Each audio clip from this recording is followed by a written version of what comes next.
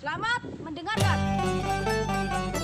Kata rakyat si Pitung dari Betawi. Hati si Pitung geram sekali.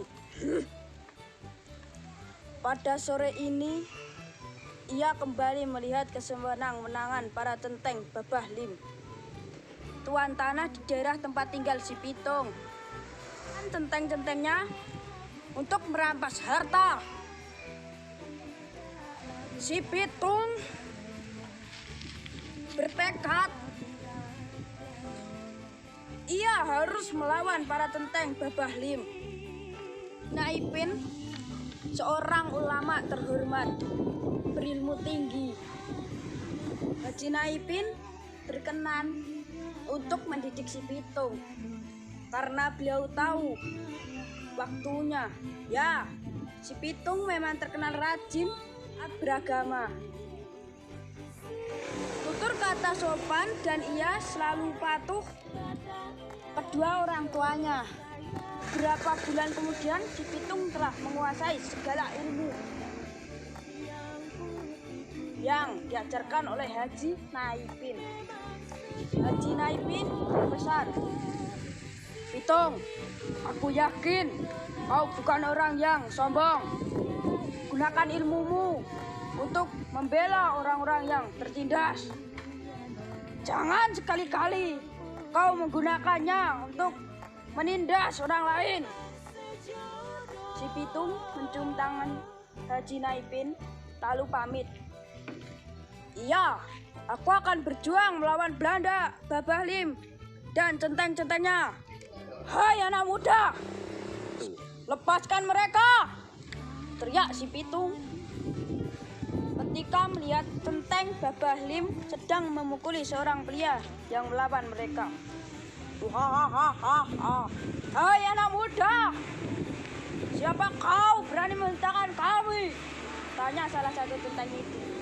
"Kalian adalah para pengecut yang bisanya menindas orang yang lemah," jawab si Pitung. Pemimpin tenteng itu dengar perkataan si Pitung, hanya untuk menyerang si Pitung. Namun semua tenteng itu roboh terkena jurus-jurus si Pitung. Mereka bukanlah lawan yang seimbang baginya. Sejak saat itu si Pitung menjadi terkenal. Meskipun demikian, ia tetap si Pitung yang rendah hati dan tak sombong. Si Pitung memutuskan untuk mengabdikan hidupnya bagi rakyat jelata. Ia tak tahan menyaksikan kemiskinan mereka, dan ia muak melihat kenyataan para tuan tanah yang berpihak pada Belanda.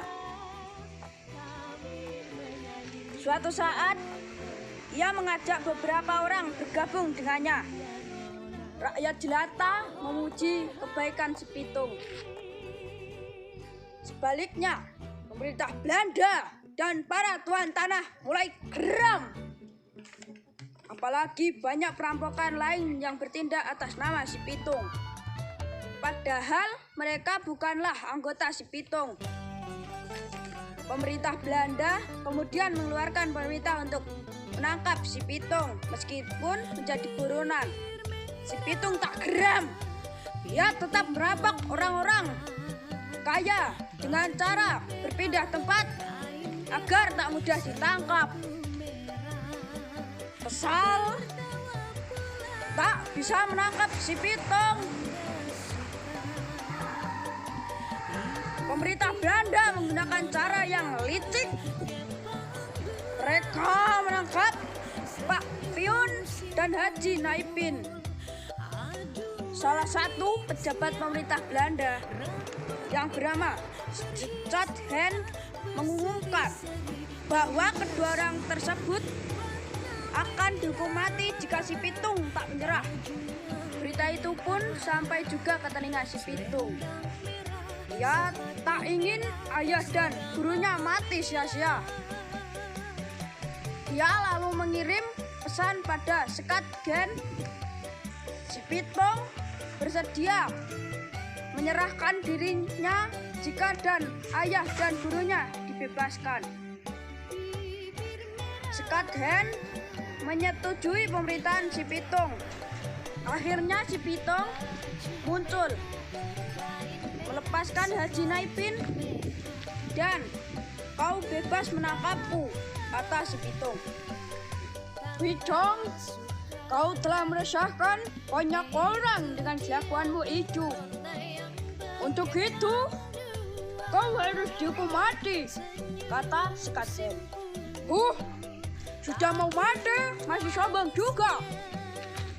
Pasukan, tembak dia, perintah Sekadhen pada pasukannya. Bukankah anakku sudah menyerahkan diri? Mengapa harus dihukum mati? Kata Pak Piyun. Namun Sekadhen tak peduli, baginya si Pitung telah mengancam jabatannya. Suara rentetan pun memecah kesunyian. Tubuh si Pitung roboh bersimbah darah, terkena peluru para prajurit Belanda. Pak Piyun dan Haji Naipin sangat berduka. Meskipun ia telah tiada, si Pitung tetap dikenang sebagai pahlawan rakyat jelata. Pesan moral dari cerita rakyat si Pitung dari Betawi: 1. Jadi orang yang rendah hati dan berani membela kebenaran. 2. Taat kedua orang tua, carilah ilmu, asah ilmu, kebaikan sesama. Selamat belajar, mulia karena buah karya. Nama saya Gusti Kalenca Bagaswara dari SMP Negeri 2 Donoraja, Kabupaten Pacitan, binaan Astra.